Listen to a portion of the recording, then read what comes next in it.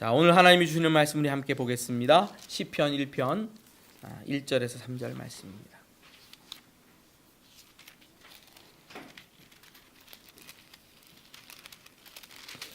자, 우리 한 목소리로 1, 2, 3절 함께 봉독하겠습니다. 읽겠습니다. 복 있는 사람은 악인들의 꾀를 따르지 아니하며 죄인의 길에 서지 아니하며 오만한 자들의 자리에 앉지 아니하고 오직 여호와의 율법을 즐거워하여 그의 율법을 주야로 묵상하는도다. 그는 시냇가에 심은 나무가 철을 따라 열매를 맺으며 그 잎사귀가 마리하지 아니함 같으니 그가 하는 모든 일을 다 형통하리로다. 아멘. 시편 1편 말씀입니다. 어릴 때 그 세례 받기 전에 소요리 문답을 배우잖아요. 사람의 제일 가는 목적이 뭐냐 물으면 뭐 하나님을 영화롭게 하고 또 하나님을 기뻐하고 즐거워하는 거다 그런 거거든요. 근데 제가 굉장히 의문을 가졌어요. 그때 질문이 어떻게 하나님을 기뻐하지? 하나님이 주시는 기적을 기뻐할 수도 있고 하나님이 주시는 물질을 기뻐할 수 있어도 내가 하나님을 기뻐한다는 게 뭘까? 이런 생각을 했었습니다. 나이가 들고 신앙생활을 계속하고 성경 말씀을 읽고 알아가고 하나님을 배워갈수록 이렇게 하나님을 즐거워하고 하나님을 기뻐할 수 있구나 이런 깨달음이 생겼는데요. 오늘 말씀을 즐거워하라. 시편 기자가 누가 복 있는 사람이냐 하면 여호와의 율법을 즐거워하여 주야로 묵상하는 사람이 복 있는 사람이다 이렇게 이야기를 하고 있는데요. 우리가 성경 말씀을 즐거워하고 성경 말씀도 뭐 할 수 있다? 기뻐할 수 있다 하는 이런 생각을 우리가 함께 배워보고 오늘 나누는 시간 됐으면 좋겠습니다. 결혼의 목적은 뭐죠? 결혼 왜 하죠? 결혼하신 분도 있고 안 하신 분도 있고 꼭 결혼을 해야 되냐? 요즘은 비혼율이 굉장히 높습니다. 그래서 결혼을 많이 안 하죠. 미국이라든지 유럽은 결혼을 점점 더 많이 안 하는 추세고 우리나라도 빨리 더 따라잡는 추세고 제가 볼 때 우리 젊은 세대들은 30% 40%는 결혼을 아마 안 할 거예요. 그렇게 됩니다. 목사님 어떻게 하세요? 통계가 그래요. 30% 40% 50%까지도 안 할 수도 있습니다. 그래서 여기 계시는 분들의 자녀들이 다 결혼할 거라고 생각하시면 뭐랄까요? 오산이다 이렇게 말해요. 오산입니다. 결혼 안 합니다. 50% 정도는 안 할 수 있습니다. 하게 하면 더 좋겠는데 그게 쉽지가 않습니다. 영국에서는 영국 유학하고 오신 목사님 얘기를 들으니까 자녀가 결혼을 하면 연세 드신 노인분들이 막 자랑한대요. 야 우리 애 결혼했어 하면서 엄청 자랑한대요. 하도 안 하니까. 결혼 왜 하죠? 인구 정책, 애를 많이 낳아야 돼서 아니면 어떤 성적 쾌락이나 이런 거에 대한 만족을 위해서. 팀 켈러 목사님 같은 경우에는 결혼을 말하다 해서 서로 이렇게 부대끼잖아요. 같이 부딪혀 살면서 그러면서 서로 비벼지고 하면서 더 온전한 사람으로 스스로를 깨닫게 되고 자기 모난 부분을 발견하게 되고 이렇게 좋은 사람으로 세워지기 위해서 결혼을 해야 된다 이렇게 말 쓰고 있는데요. 맞는 말씀이라 생각이 듭니다. 그런데 애를 낳고 서로 좋은 관계를 가지고 서로 자라가고 성장해 가는 것이 여러 가지가 다 결혼 안에 있는 거지만 요거를 빼놓으면 결혼은 결혼이 아니다고 말할 수 있습니다. 뭐냐면 사랑이죠. 사랑하기 때문에 결혼하는 거고 사랑을 위해서 결혼하는 거죠. 사랑이 없으면요. 사랑이 없는 성관계는 그냥 돈 주고 성을 사는 매춘과 같은 거죠. 아무것도 아닌 거죠. 사랑이 없으면 애를 낳는 거는요. 그냥 애 낳는 공장도 아니고 사랑이 없이 애를 낳을 수도 있고 성관계를 가질 수도 있고 또 부딪히면서 배워갈 수도 있겠지만 뭐가 없으면요? 사랑이 없으면 그냥 아무것도 아닌 걸로 어디서나 찾을 수 있는 관계가 되어버리는 거죠. 그러니까 사랑이 목적이다. 어쩌면 이렇게 말할 수 있을지 모르겠습니다. 그럼 신앙생활은요? 신앙생활은 왜 하죠? 신앙생활의 목적은 영생을 얻으려고 천국 가려고 옛날에 이렇게 했습니다. 이렇게 대답했었는데 알고 보니까 하나님을 사랑하려고 신앙생활을 하더라고요. 점점 알고 보니까 신앙생활은 성부, 성자, 성령 하나님과 우리가 연합되는 거예요. 하나가 되는 거예요. 결혼하면 부부가 하나가 되듯이 하나님과 우리가 하나 되는 거거든요. 하나 되면 뭡니까? 곧 성부, 성자, 성령 삼위일체 하나님과 우리가 서로 사랑하는 관계가 되는 게 신앙생활입니다. 여러분 하나님 사랑하십니까? 한번 여쭤볼게요. 하나님 사랑하십니까? 사랑한다는 것을 오해하기 쉬운데 저도 늘 그래요. 충성, 막 하나님 앞에 헌신하고 막 충성하고 내 삶을 불태워서 드리면 사랑인 것처럼 느껴질 때가 있는데 아닐 수 있습니다. 내 몸을 불사르게 하나님을 위해서 내어주는데도 사랑이 빠질 수도 있습니다. 하나님 사랑하십니까? 하나님 사랑하면 서로 하나님과 뭘 해야 되죠? 교제해야 되죠. 대화해야 되죠. 그러면서 누구를 알아가야 되죠? 하나님을 알아가야 되죠. 그래서 하나님이 원하시는 삶을 살아드릴 수 있게 되고, 아니 살아드리지 못하더라도 하나님과 깊은 알매 관계 속에 있는 것만으로도 사랑이 될 수 있죠. 사랑이 없으면 아무것도 아닐 수 있습니다. 예수님의 제자 베드로가 예수님을 3번 부인했잖아요. 닭 울기 전에 3번 부인하리라 그랬습니다. 누구 앞에서 부인했습니까? 사람들 앞에서 부인했어요. 근데 예수님께서 그 전에 이런 말씀하셨거든요. 누구든지 사람 앞에서 나를 부인하면 나도 하나님 앞에서 저를 부인할 거다. 근데 누가 부인했다고요? 베드로가 사람들 앞에서 이미 부인했어요. 그럼 예수님은요? 나 너 모른다? 이러셔야 되는데 예수님께서 그렇게 안 하셨습니다. 돌이킨 베드로를 향해서 네가 나를 사랑하느냐 이렇게 물으세요. 몇 번 물으시죠? 왜 부인했니? 이렇게 안 물으세요. 너 왜 그때 나 모른다고 했니? 왜 그때 나 모른다고 하면서 침 뱉고 맹세하고 그랬어? 너 곧다우로 하려면 신앙생활 하지 마. 이렇게 안 하셨다고요. 뭐를 물으셨다고요? 사랑하느냐 물으셨다. 처음부터 예수님의 첫 질문은 네가 나를 사랑하느냐 3번 물으셨죠. 자, 예수님의 물음입니다. 사랑이 없으면 아무것도 아니죠. 그러나 사랑하면요, 배신이 충성으로 바뀔 수도 있는 거죠. 사랑하면요.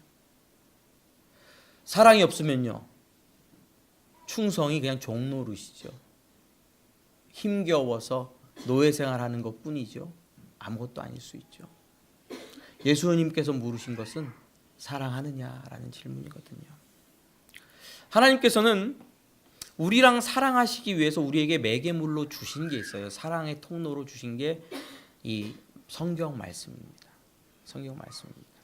성경 말씀.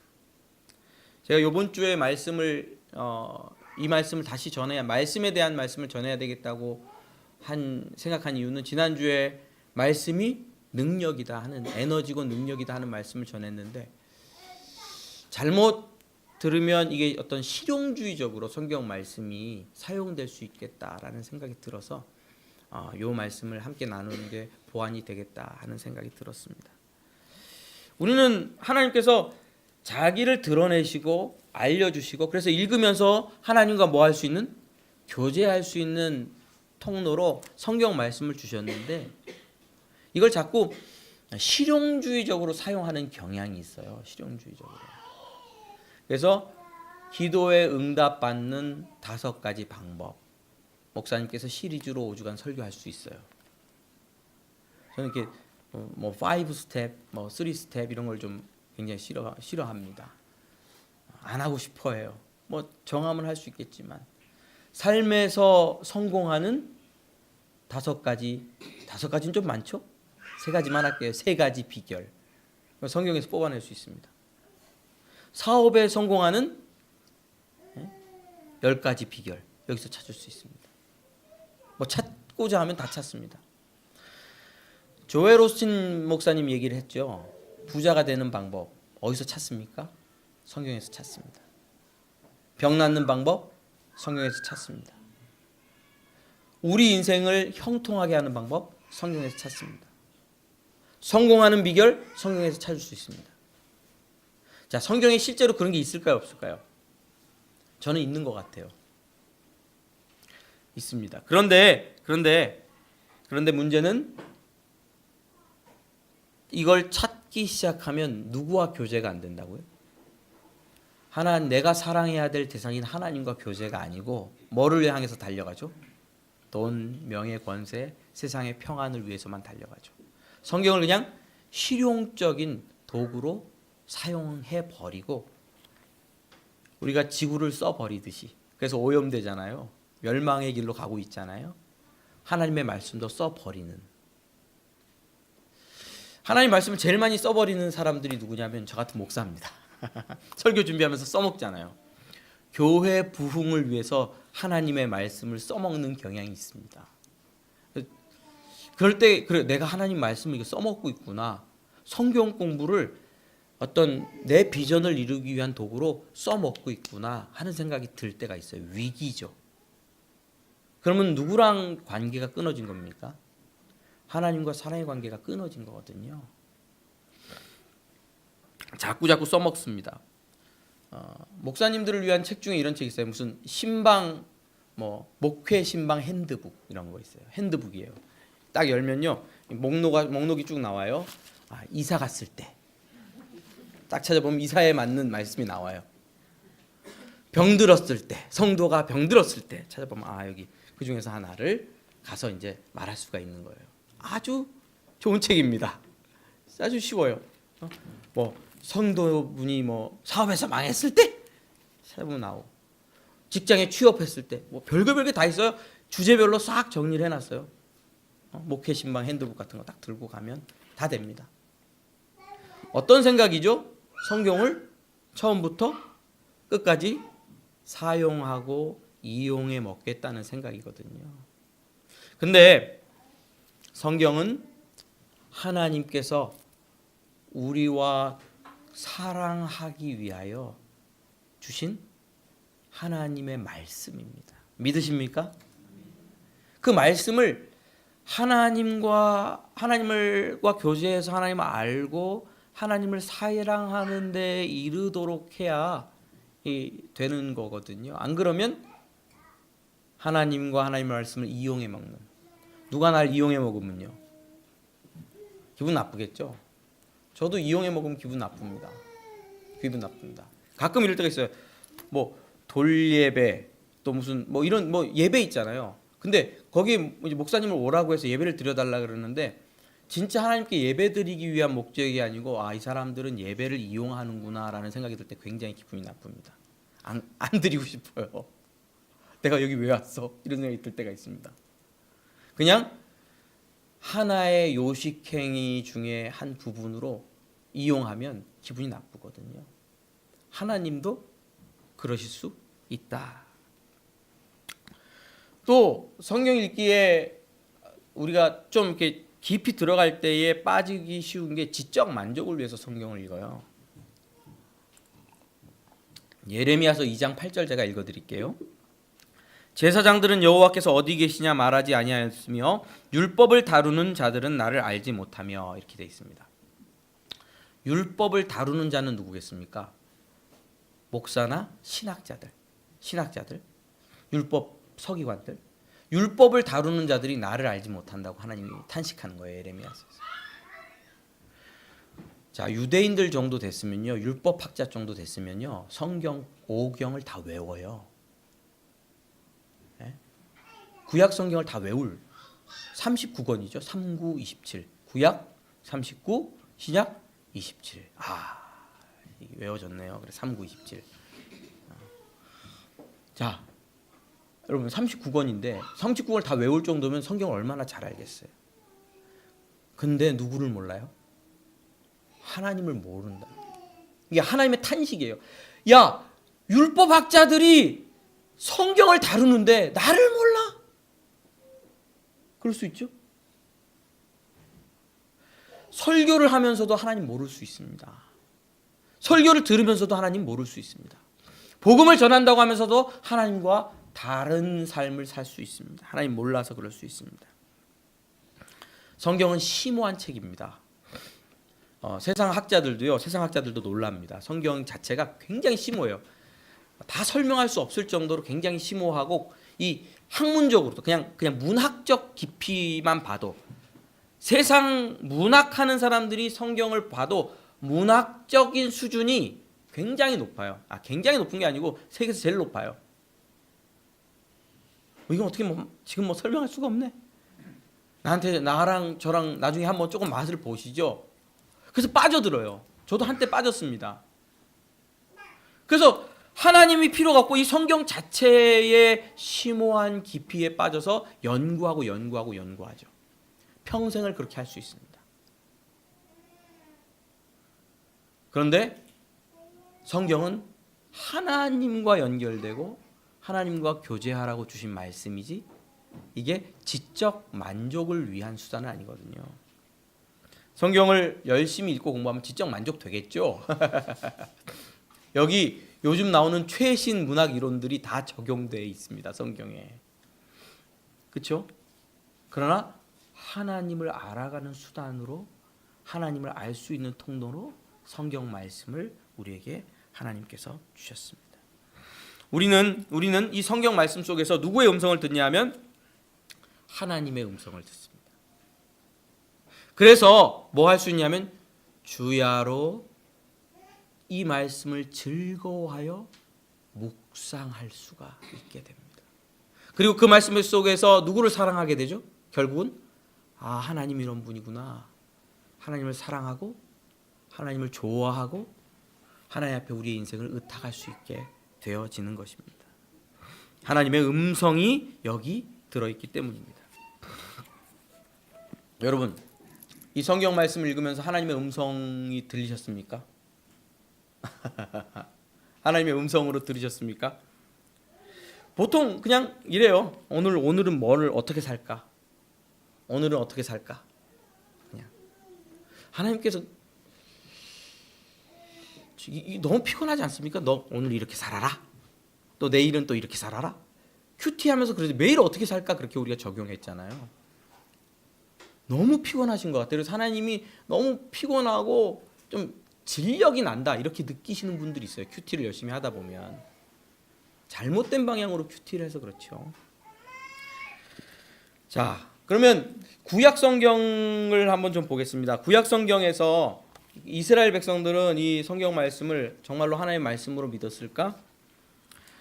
이사야서 5장 24절에 보면 이런 말씀이 있어요.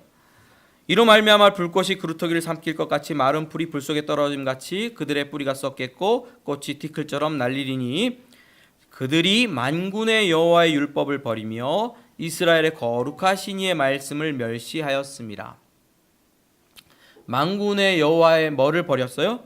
율법을 버렸고, 이게 동일하게 뭐랑 똑같은 거냐면 여호와의 거룩하신 이의 말씀을 멸시한 거랑 똑같은 거예요.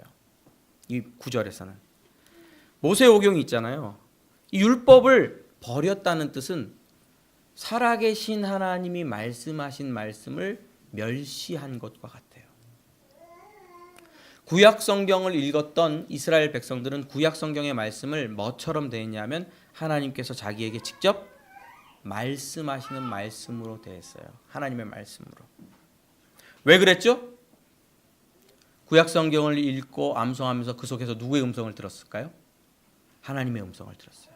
이게 그냥 글이고 사람의 철학이 아니라 하나님의 음성이구나 하는 것을 이스라엘 백성들이 들었기 때문에 그래요. 자, 그러면 예수님께서도 구약 성경을 하나님의 말씀으로 받아들이셨거든요. 그럼 신약 성경은요? 신약 성경은 하나님의 말씀인가요? 자, 신약 성경의 제일 많은 저자는 누굴까요? 쓴 저자는 바울이 로마서부터, 그렇죠? 로마서, 고린도 전후서, 그다음에 갈라디아서, 에베소서, 빌립보서, 빌레몬서, 또 있나요? 디모데전후서, 디도서, 골로새서. 9개인가요? 히브리서는 바울이 썼다고 하기도 하고 안 썼다기도 하고 조금 어렵고요. 어쨌든 그 사도행전에 제일 많이 나오는 사람 누굽니까? 바울이죠. 자, 바울이 썼는데 왜 그걸 하나님의 음성, 하나님의 말씀이라고 우리가 믿죠? 한번 물어볼게요. 자, 그러면 자, 마태, 마가, 누가, 요한복음이 있었어요. 자, 그리고 성경의 모든 글들이 예수님 태어나신 것을 기준으로 100년 정도, 예수님 돌아가시고 한 70년 안에 요한계시록까지 거의 다 쓰여졌다고 학자들이 생각하거든요. 자, 그런데 처음 누가 나에게 마태복음을 선물로 줬어요. 편지를, 두루마리를. 근데 그게 처음부터 성경이었을까요? 하나님의 말씀이었을까요? 누가 썼다고요? 사람이. 누가복음은 누가 썼습니까? 누가 썼을까요? 누가가 왜 썼어요? 누가가 왜 썼죠? 예수님의 부활과 이런 것이 진실하다는 것을 알리려고 누구에게 보냈어요? 데오빌로 각하여 하면서 쓰죠. 사람이 썼어요. 자, 사람이 썼어요. 사람이. 구약성경도 마찬가지겠지만 사람이 쓴 이 성경을, 이 글을 하나님의 말씀으로 받아들인 이유는 뭘까요? 예, 우리는 믿음이 너무 좋아요. 우리는 이미 배워서 감동으로 되어서 하나님의 감동으로 되었다고. 근데 처음부터 알았을까요? 자, 이 신약 구약과 또 신약이 하나님의 감동으로 된 말씀이다라고 교회가 말하자면 도장을 찍고 확정하기까지 한 300년이 넘게 걸려요. 처음부터 하나님의 말씀이라고 다 그러진 않았어요. 어떤 건 하나님의 말씀이고 어떤 건 아니기도 하고, 다른 바나바서라든지 이런 책들이 성경에 들어와 있기도 하고. 우리는 너무 쉽게 하나님의 감동으로 된 하나님의 말씀이고 그래서 이게 하나님의 말씀이다라고 믿어버리거든요.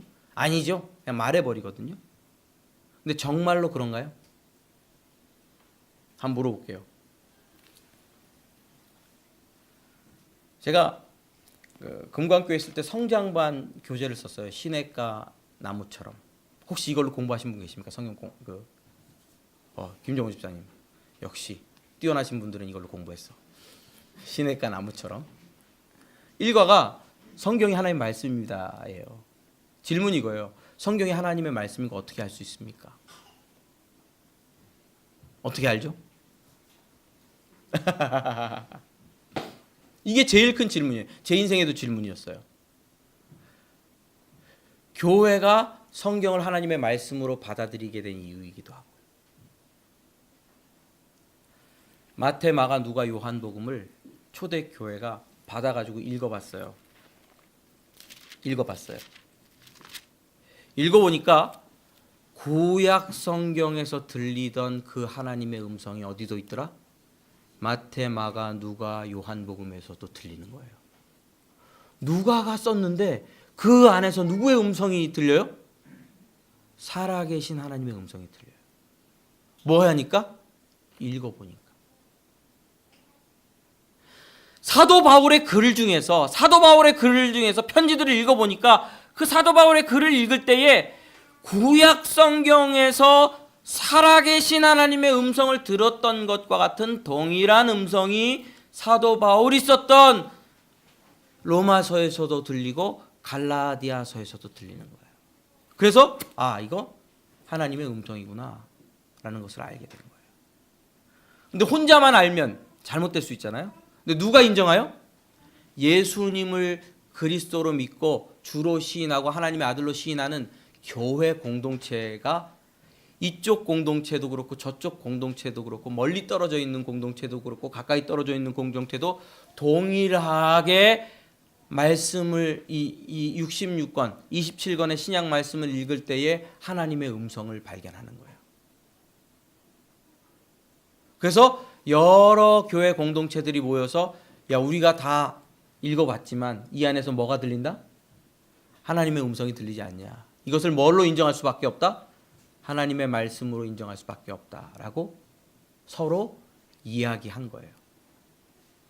자, 그럼 이 교회가 하나님의 말씀을 말씀이라고 인정하게 하는데 누가 역사하셨죠?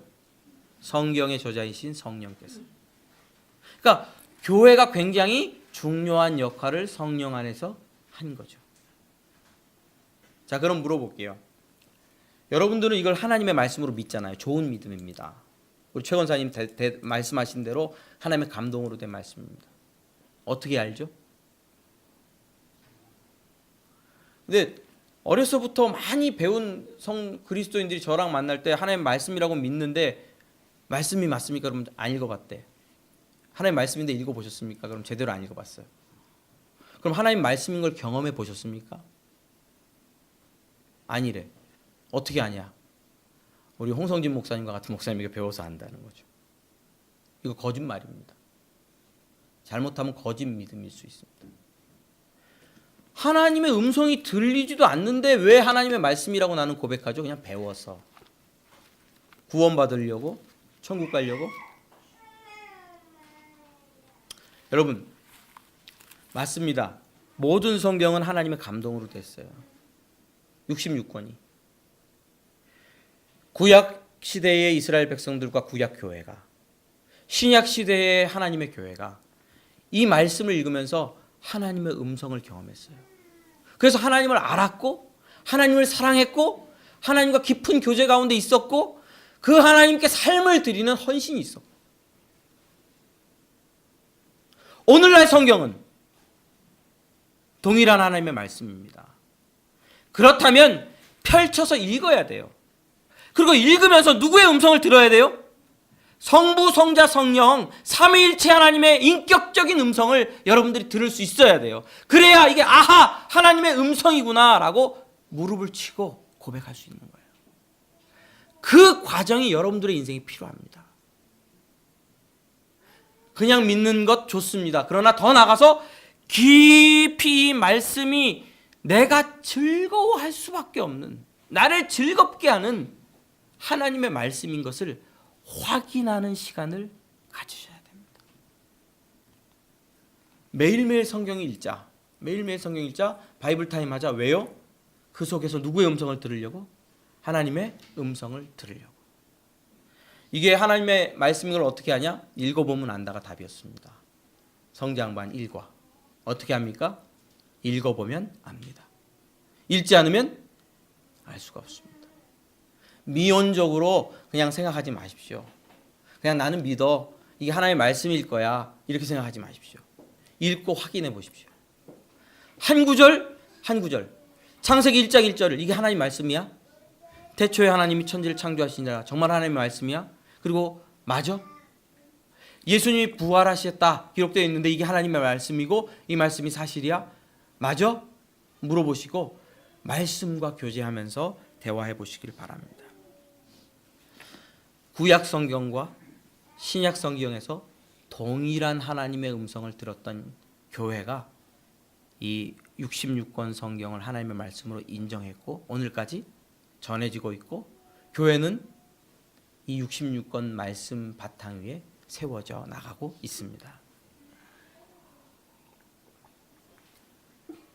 신약 성경하고요 구약 성경이 몇백 년 정도 차이가 날까요? 쓰여진 게 기간이.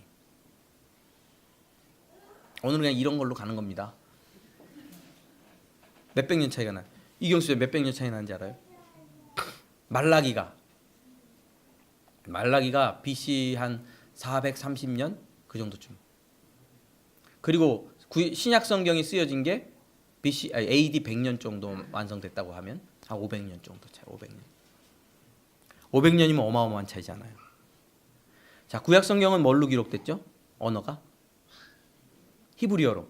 그 다음에 탈굼이라고 해서 아람어로 번역 많이 됐고, 예수님도 아람어를 쓰셨다고 하는 히브리 말보다 아람어가 그 당시 공용어로 돼 있어요. 영어처럼 아람 말이 히브리어랑 비슷하거든요. 아람어 배우다가 쓰러지는 줄 알았는데 구약 신학 한 학기 듣다가 나는 쓰러졌는데 교수님이 점수를 잘 주셨어요. 조교가 내 친구였거든요. 아람 말. 자, 신약 성경은요. 헬라어, 그리스어랑 히브리어는 완전 다릅니다. 완전 다릅니다. 자, 말도 달라요. 쓴 사람도 달라요. 그리고 간격은 몇 년? 최소한 500년. 최소한 500년. 근데 그 500년이나 되는 책 안에서 동일한 음성을 듣는다는 게 가능할까요? 그게 가능할까요? 간격이 500년이에요. 그리고 쓴 사람이 달라요. 쓴 언어도 달라요. 문화적 환경도 달라요. 근데 읽어보니까 이거 같은 음성이 들리네. 이게 가능하냐는 거죠. 이게 가능하냐는 거죠. 제가 말씀 읽으면서 같은 음성으로 들었던 간증을 하나 할게요. 여호와여 주의 이름을 아는 자는 주를 의지하오리니 이는 주를 찾는 자들을 버리지 아니하십니다. 시편 9편 10절. 여호와여 주의 이름을 아는 자는 주를 의지하오리니 이는 주를 찾는 자들을 버리지 아니하십니다. 제가 콜롬보스 한들교회를 개척하면서 그때 예배를 할 때 묵도하심으로 예배를 시작하겠습니다 그랬거든요. 묵도하면 낭독하는 구절이 이 구절이었어. 매 52주 이 말씀만. 주를 찾는 자들을 뭐 하지 않는다? 버리지 아니한다. 너무 좋잖아요. 나 같은 죄인도 하나님 찾아오면 하나님이 나를 버리지 않는다는 거예요. 하나님 앞에 왜 나오냐 하면 왜 와요? 이런 게 있어요. 하나님은 자기를 찾는 자들은 버리지가 않아. 그걸 아니까 내가 어떻게 하는 거예요? 내가 부족하고 하나님 앞에 설 수 있는 면목도 없고 거룩하지도 않고 삶도 별 볼 일이 없지만 그래도 찾아 나오면 버리지 않으니까. 그걸 아니까 죽자수자 나오는 거예요. 은혜의 말씀이에요. 근데 이 음성이 누가복음에서도 들려요. 누가복음에서 뭐라 그러죠? 누가복음에서 아버지의 살림을 창녀와 함께 삼켜버린 이 아들이 돌아오매 이를 위하여 살찐 송아지를 잡으셨나이다. 누구의 고백입니까? 탕자의 형. 아들이 둘이 있었는데 아버지에게 아들이 둘이 있었는데 둘째들이 맹랑하잖아요. 첫째들은 책임감 때문에 못 나가고 제가 첫째라서 잘 아는데 우리 집은 뭐 둘째인 제 동생이랑 바꿔낸 것 같긴 하지만 둘째가 아버지한테 유산을 달라 그래요. 유산 주세요. 가지고 어디로 가죠? 다른 나라로 가서 허랑방탕 창기와 함께 다 먹어버렸어요. 돈이 하나도 없어요. 기근이 들었는데 먹고 살 게 없으니까 돼지 치는 데 가요. 우리가 돼지해네. 돼지 치는 데 가서 돼지를 치다가 돼지가 먹는 쥐엄나무 열매도 를 먹고 고생하다가 딱 떠올라요. 우리 아버지 집에는 풍족한 품꾼이 얼마나 많으냐. 내가 아버지 집으로 돌아가자. 그래서 아버지 앞에 내가 아들이 아닙니다. 이제 아버지 집에 종 노릇하면서 살겠습니다. 나를 종으로 받아들입시오. 가서 이렇게 얘기하고 연명하자. 그리고 이제 아버지 집으로 돌아오는데 행색이 얼마나 남루했겠어요. 근데 멀리서 보고 누가 쫓아와요? 아버지가 달려와요. 달려와서 아들을 껴안습니다. 유대인들의 풍습이나 동방의 풍습이나 그렇듯 우리나라도 그렇듯 노인들이 달려간다는 건 체신을 다 버린 거예요. 체면을 다 에헴 하고 뒷짐지고 가야죠. 모든 걸 다 버리고 아들 향해 달려가는 거예요. 끌어안죠. 끌어안고 집으로 들여서 옷을 갈아입히고 가락지는 아들의 상징이잖아요. 반지를 끼웁니다. 여러분 예수님이 말씀해 주신 이 둘째 아들을 맞아 주시는 아버지가 누구죠? 이 비유에서 하나님 아버지. 하나님 어떤 분입니까? 시편 9편 7절에 그 하나님이 맞습니까? 주를 찾는 자들을 버리지 아니하심이니이다. 시편 9편 10절 구약 성경에 들렸던 그 음성이 신약 성경에서도 동일하게 들리고 있어요. 같은 음성이 들리는 거예요. 이 같은 음성을 들으면서 신약과 구약 모두 다 하나님의 삼위일체 하나님의 말씀이구나 라고 깨닫고 그 앞에 엎드리게 되죠. 찾는 자들을 버리지 아니하는 아버지 하나님의 것을 창기와 함께 먹어버린 이 아들도 받아주시는 불이 나면 나 같은 인생도 받아줄 수 있겠구나 하고 하나님 앞에 어떻게 되는? 나오는 영적인 회개의 역사가 일어나요. 저는 이 두 말씀을 묵상하면 아하, 아직도 내 인생에 회개의 길이 열려있구나. 돌아가자. 하나님께로 돌아가자. 그러면 나를 받아주시겠구나 라는 확신이 생기고요. 다시 한번 주의 일을 시작할 수 있는 소망이 생기고 용기가 생겨요. 하나님, 주님, 둘째 아들 같은 내가 왔습니다. 나를 붙들어 주십시오. 이렇게 얘기할 수 있게 돼요. 은혜와 긍휼로 나를 덮어주시고 나를 받아주소서. 그러면서 뭐가 시작되죠? 영적 교제가 시작돼요. 하나님 받아주셔서 감사합니다. 하나님, 나 같은 죄인도 인정해 주시는 분입니다. 고백하게 되고 찬송하게 되고 하나님과 영적 교제가 시작되고 이 하나님을 사랑하게 되고요. 사랑하는 성도 여러분, 성경 말씀은요, 성부, 성자, 성령 하나님께서 숨을 불어넣으신 감동으로 된 책이죠. 이것을 읽을 때 우리는 하나님의 음성을 듣습니다. 그래서 하나님과 인격적 교제를 합니다. 인격적 교제를 하면 가슴에 뭔가 막 불이 떨어져가지고 눈물 흘리는 것을 생각하는데 아닙니다. 하나님의 음성을 듣고 하나님 이런 분이구나 깨닫고 회개하고 돌이켜서 하나님 앞에 나아가서 응답하고 내 응답에 하나님께서 다시 또 응답해 주시고 서로 말씀하고 말씀을 듣고 배우고 말을 하고 하는 영적인 교제가 계속해서 이어지는 인격적 교제의 역사가 시작됩니다. 말씀을 읽으실 때 우리의 이 뇌 구조는 실용주의적으로 말씀을 자꾸 내 삶에 쓰려고 하는 생각이 있거든요. 잠시 접어놓으시고요. 또 말씀을 내 지적 욕구, 영욕하고도 연결되어 있는데 영욕을 채우는 도구로 사용하려고 하는 욕구도 있거든요.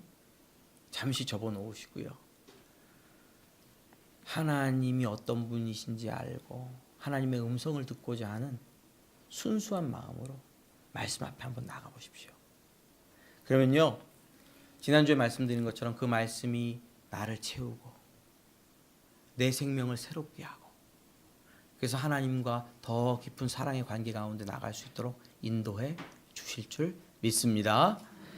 말씀으로 교제하는 또 하나님과 사귀는 여러분들 되시기를 주님의 이름으로 축원합니다. 기도하겠습니다. 주님, 하나님의 말씀을 온전히 먹고 또 말씀 안에서 하나님과 깊이 교제하기를 원합니다. 하나님을 더욱 알아가게 하시고 하나님을 더욱 사랑할 수 있도록 도와주시옵소서. 매일매일 성경을 읽을 때마다 성령 하나님 음성을 들려주시고 주님으로 만족하고 말씀을 주야로 즐거워할 수 있는 축복 허락하여 주옵소서. 예수님의 이름으로 기도드립니다.